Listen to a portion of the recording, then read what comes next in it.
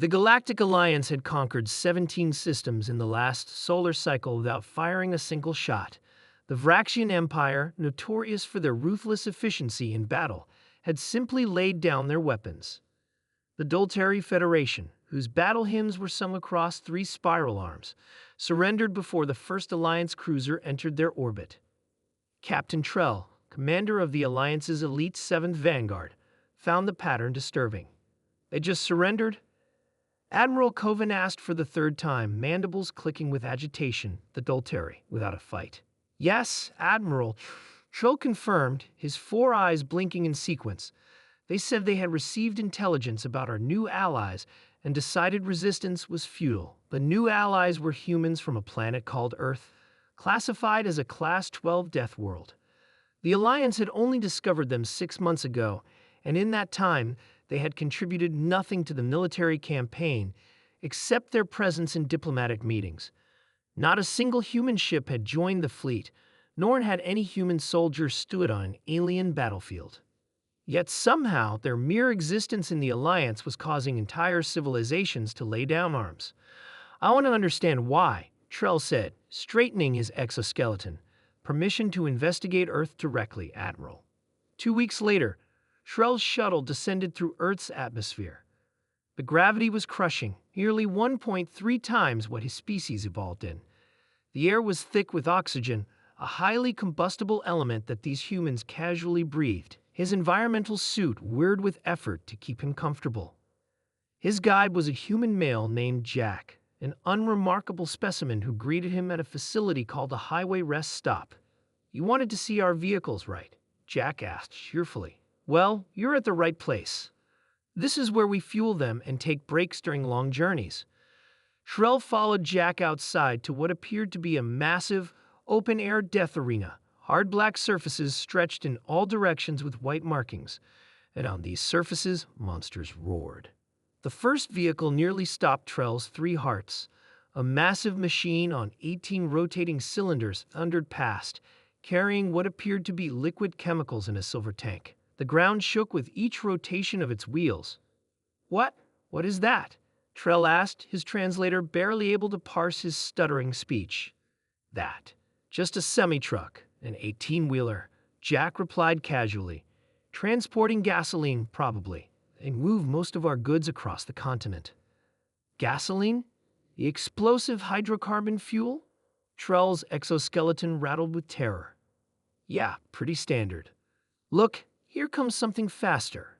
A smaller vehicle screamed past, its body low to the ground, brightly colored in red. It moved so quickly that Trell's compound eyes couldn't track it properly. "Sports car," Jack explained.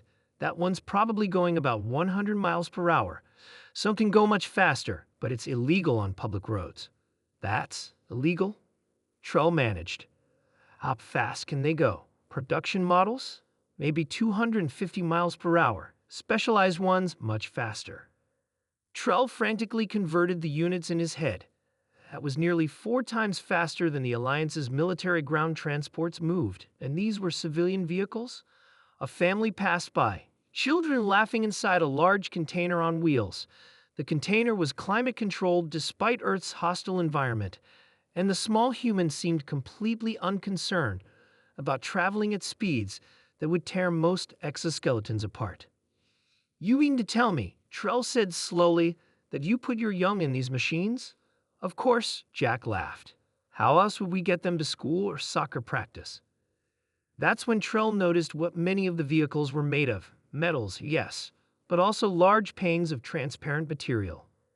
"Is that glass?" he asked, his voice rising to a pitch his translator couldn't properly convey. "Sure. All cars have windshields and windows. You surround yourselves with shatterable material while traveling at these speeds?" Jack seemed confused by the question. "Well, yeah. It's safety glass, though, designed to break in ways that minimize injury." "Designed to break," Trell repeated weakly. A deafening rumble drew Trell's attention to the sky. A massive machine with rotating blades cut through the air above them. "Helicopter," Jack explained.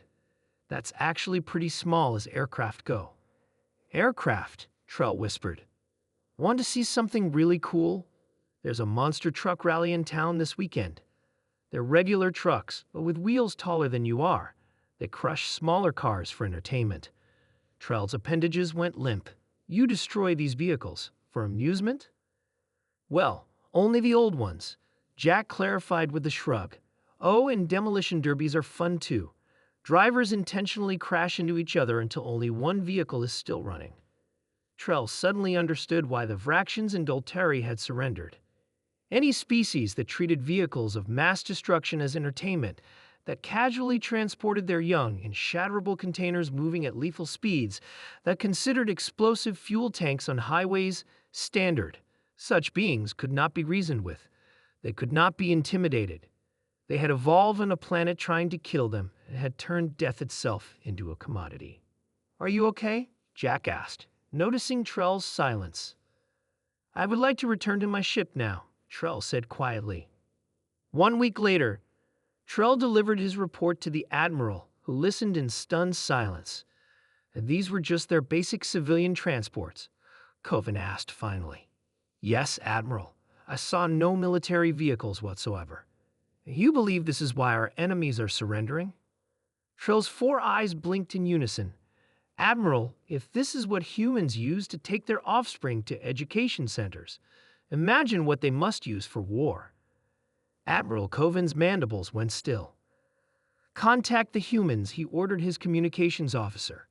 Tell them we would be honored if they would lead our next diplomatic mission. Neither of them wanted to discover what humans considered actual weapons of war.